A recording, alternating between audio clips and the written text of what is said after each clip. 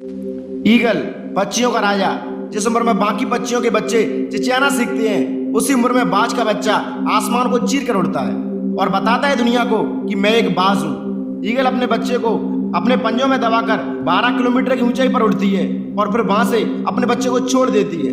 बच्चा तेजी से जमीन की ओर गिरता है। तभी बच्चा रास्ते में अपने पंख फड़फड़ाता है, लेकिन अभी उसके पंखों में इतनी जान नहीं है कि वो आसमान मोड़ सके। जैसे जैसे बच्चा नीचे की ओर गिरता आता है, बच्चे की धड़कन तेज होती रहती है और वह मान लेता है कि मेरी अंतिम यात्रा है। वो जमीन पर गिरने ही वाला होता है, तभी एक पंजा उसे आकर पकड़ लेता है। वो पंजा और किसी का नहीं था, वो पंजा था उसकी माँ का। ईगल अपने बच्चे को हर रोज ट्रेनिंग देती है और बार बार ट्रेनिंग करने से ईगल बाकी पक्षियों का राजा बन जाता है। जिस उम्र में सभी पक्षियों के बच्चे घोंसले में आराम कर रहे होते हैं, उसी उम्र में बाज का बच्चा तेज हवाओं का सामना कर रहा होता है। इंसान कभी भी घर बैठकर सफल नहीं हो सकता है, उसे घर से बाहर निकलना ही पड़ेगा, दुनिया देखनी पड़ेगी, ठोकरें खानी पड़ेगी, तभी एक इंसान कामयाब हो सकता है। जिस तरह ईगल सोचता है ना, अगर उसी तरह हम भी सोचने लगे तो मैं वादा करता हूँ कि हर एक इंसान सक्सेसफुल होगा।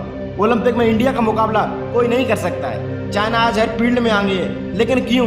क्योंकि वहाँ पर सिर्फ 5 साल के बच्चे की ट्रेनिंग शुरू कर दी जाती है। उसे हर फील्ड में इतना कामयाब बनाया जाता है कि उसके मुकाबले में कोई बचता ही नहीं है। और हमारे यहाँ तो 15 साल की उम्र तक तो बच्चे खेलते ही रहते हैं और 15 साल के बाद उसकी ट्रेनिंग शुरू की जाती है। 15 साल की उम्र तक तो चाइना के बच्चे उस फील्ड के बाप बन जाते हैं। इसलिए आज हम पीछे हैं, हमें अपनी उड़ान ऊंची रखनी पड़ेगी। ईगल का बच्चा बचपन से ही कड़ी मेहनत करता है, तब उसके बाद दुनिया को एक बाज मिलता है। वो बाज जो अपने से 10 गुना ज़्यादा वजन लेकर उड़ सकता है। लेकिन बाज का संघर्ष यही खत्म नहीं होता।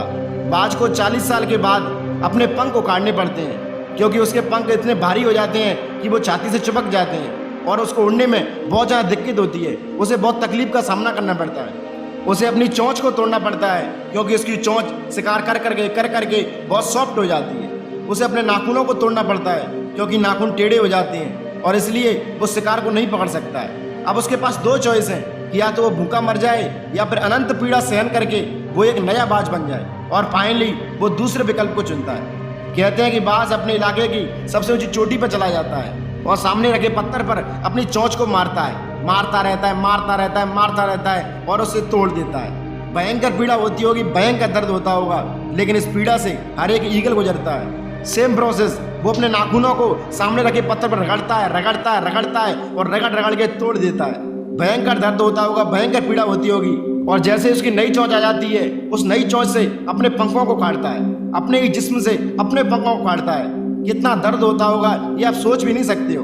और 40 साल और 6 महीने के बाद एक नया ईगल बन के तैयार हो जाता है और वो 30 साल और जीता है। तो दोस्त, आहुति तो देनी ही पड़ेगी।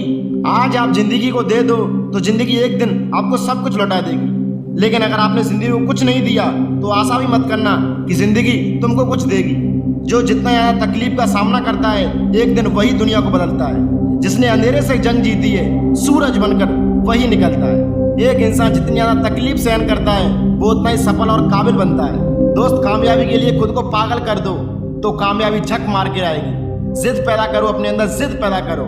महावीर सिंह फोगाट दंगल मूवी याद आया कुछ? उसके अंदर एक जिद आ गई थी कि मैं अपनी चोरियों को इस काबिल बनाऊंगा कि कोई भी उसका मुकाबला नहीं कर सकेगी। और ऐसा ही हुआ। गीता कुमारी फोगाट ने वो कर दिखाया जिसकी किसी को भी उम्मीद नहीं थी। पूरे विश्व पर वो अपनी छाप छोड़कर गई। एक जिद्दी व्यक्ति इतिहास को लिख सकता है और एक जिद्दी व्यक्ति इतिहास को प्रूव कर सकता है। अभी से अपने सपनों को प्राप्त करने के लिए लग जाओ, कामयाबी तुम्हारे पीछे जरूर आएगी। और ऐसी पावरफुल मोड से वीडियो देखने के लिए आप हमारे चैनल सब्सक्राइब करें। तब तक के लिए जय हिंद, जय भारत, जय वंदे मातरम।